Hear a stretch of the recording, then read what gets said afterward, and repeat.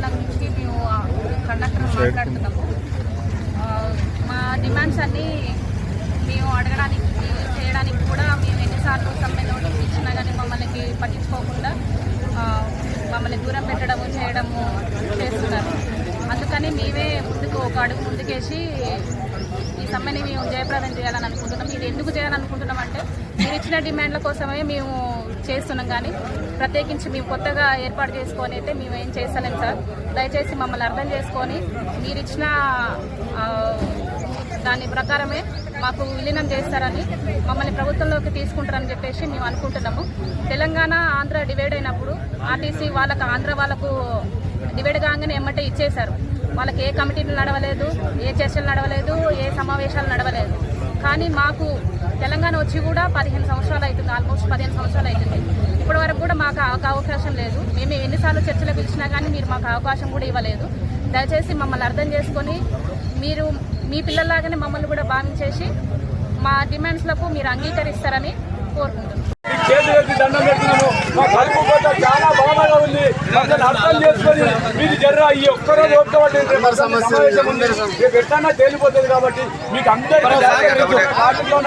అందరికీ దండం పెట్టి చెప్తున్నా, ఈ రోజు ఒక్కరోజు కూడా మీరు జర్ర మాకు సహకరించండి అన్నాన్ని తెలియజేస్తున్నాం.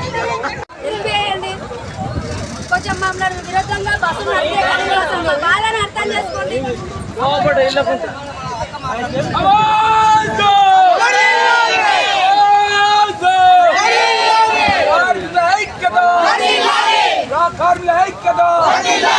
ప్రైవేట్ డ్రైవర్ల సోదరులు మన వాళ్ళే, ప్రైవేట్ డ్రైవర్ల సోదరులు, ప్రైవేట్ డ్రైవర్ల సోదరులు, ప్రైవేట్ డ్రైవర్ల సోదరులు, ప్రైవేట్ డ్రైవర్ల సోదరులు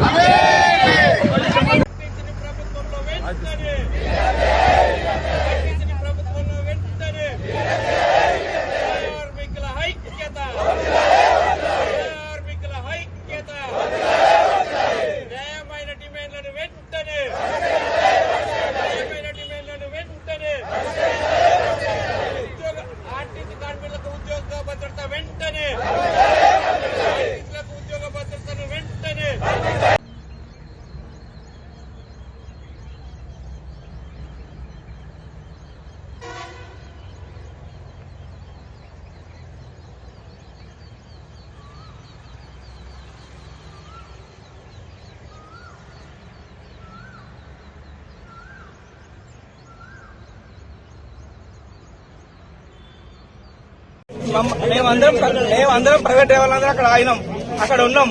అక్కడ ఉన్న తర్వాత డిఎం సార్ ఏమన్నాడంటే రిపోర్ట్ చేసిన అందరు లోపల రండి, మీరు సర్వీస్ చేయాలన్నారు.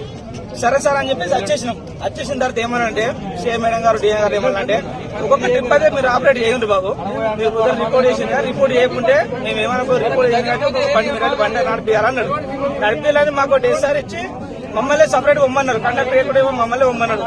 పొమ్మంటే మేము అన్నాం కదంటే కండక్టర్ సీట్లకు పోకుండా కండక్టర్ మాట్లాడినప్పుడే ఒక్కొక్కరు కింద పడిపోతారు. దానికి బాధ్యత ఎవరు తీసుకుంటారు? కండక్టర్ మీద ఆమె పడుతుంది. ఇప్పుడు కండక్టర్ లేకుండా మమ్మల్ని ఒక్కలే ఇవ్వమంటారు. రేపు ఏమన్నా కింద పడుతుంది కావచ్చు. అది ఎప్పుడు ఎవరిది బాధ్యత? రన్నింగ్ లో పోతుంటే ఎవరిది బాధ్యత? మా మీద పడుతుంది కదా సార్. మేము కొద్దిగా ఆలోచించుకుంటా ఉన్నాం. మీకేం కాదు, మీరు పొంగ మీ బస్ స్టాండ్ లేకూరు, రోడ్డు మీద ఎవరు అన్నాడు. రోడ్డు మీద ఎవరు అంటే ఎవరన్నా మధ్యలో కాదు వెళ్ళి చేస్తారు. ఏమన్నా ప్యాసింజర్స్ ఇబ్బంది అవుతుంది. మరి అప్పుడు ఎవరు బాధ్యత సార్? ఎవరైనా బండతో కొట్టాడుకోకో ఎందుకు తిరుగుతారని అప్పుడు ఆ పెనాల్టీ మావే చేస్తారు మా ఓనర్ గారు. మేము ఓనర్ కూడా ఒక మాట చెప్తాము. మరి ఏమన్నా అయితే మాకు సంబంధం లేదు సార్, ఎవరైనా పొమ్మంటారు పోతాము. పోవడానికి మేము సిద్ధంగా ఉన్నాం, పోతాం. కాకపోతే రోడ్డు మీద జరిగితే మాత్రం మాకు సంబంధం లేదు సార్ అని చెప్తామని మేము బయటకు వచ్చాం. డిఎం గారితో చెప్పి బయటకు వచ్చాం. బయటకు వస్తుంటే ఆ పోలీస్ సార్ ఏమంటుండు, అరే మీరు అటెందుకు పోతుండ్రా, ఏమన్నా మాట్లాడుకోవాలంటే ఇటు మాట్లాడుకోర్రా అన్నాడు. సరే సార్ అందరూ వెళ్ళిపోయారు, మాట్లాడతాం సార్ నేను. సార్ ఏమన్నాడు, మీకు ఏమన్నా అయితే మేము పోలీసు వాళ్ళు మేము ఉన్నాం కదా అంటే, సార్ మీరు ఇక్కడ బస్ స్టాండ్ అంటే మీరు ఉండరు, కొంగ రన్నింగ్ లో ఏమన్నా ఎవరన్నా కొద్దిగా డ్రింక్ చేసో లేకపోతే ఎట్నో లొల్లి పెట్టుకుంటారు. మామూలు ఉన్నప్పుడే లొల్లి పెట్టుకుంటాం డ్రైవర్ తోటి. ఇప్పుడు ఇలాంటి టైంలో ఎవరైనా లొల్లి పెట్టుకుని మా మీద కొడితే మా బాధ్యత ఏంటి సార్? మేము ఎవరు చెప్పుకోవాలి? ఓనర్ కూడా ఒక మాట చెప్తామని మేము బయటకు వచ్చాం. ఎవరు నిన్ను ఎవరు కొడతారా? మేము ఉన్నాక నిన్ను ఎవరు కొడతారా? నువ్వు ఎక్స్ట్రా మాట్లాడుతుంది అరే ఇట్లా అన్ని పెట్టుకురా అన్నాడు. అది కాదు సార్, మా బాధ్యత, మా ప్రాబ్లమ్స్ మేము చెప్పుకోవాలి కదా. ఓనర్ ఒక మాట చెప్పుకోతాం సార్ అని మేము అన్నాం. ఉమ్మని నాకు అరే ఇటు ఎక్స్ట్రా మాట్లాడితే ఇటు తీసుకురా, ఇన్ని పట్టుకురాని రా, లోపల ఏమిరా అని, అరే బాడుగా అరే నువ్వేం మాట్లాడుతున్నావు ఇట్రా, అరే అవులే ఇట్రా అని పిలిచి నన్ను ఈడ ఉన్న నచ్చి గుద్దింది సార్ నన్ను ఏసీపీ సార్ ఈడ గుద్దిండు నన్ను. ఈడ గుద్దినాక మా వాళ్ళందరూ వచ్చి సార్ ఈ ఉన్నది మాట్లాడుతూ పెట్టుకోవద్దు పోదామని చెప్పి బయట తీసుకుపోయి నన్ను. బయట తీసుకొని పోయి ఇక్కడికి వచ్చి మాట్లాడితే సార్ ఏమంటారు, నేను గుద్దలేదు, నేను మాట్లాడుకోమని చెప్తున్నా అని చెప్పి సార్ చెప్తారు.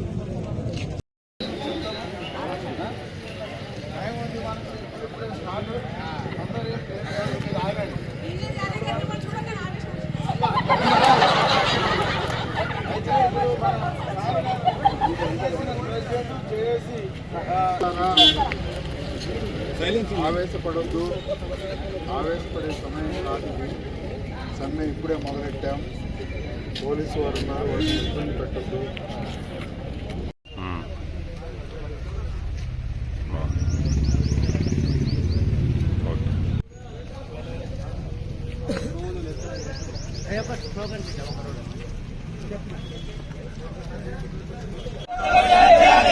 ఆర్టీసీ కార్మికులను వెంటనే ప్రభుత్వం మొండి వైఖరి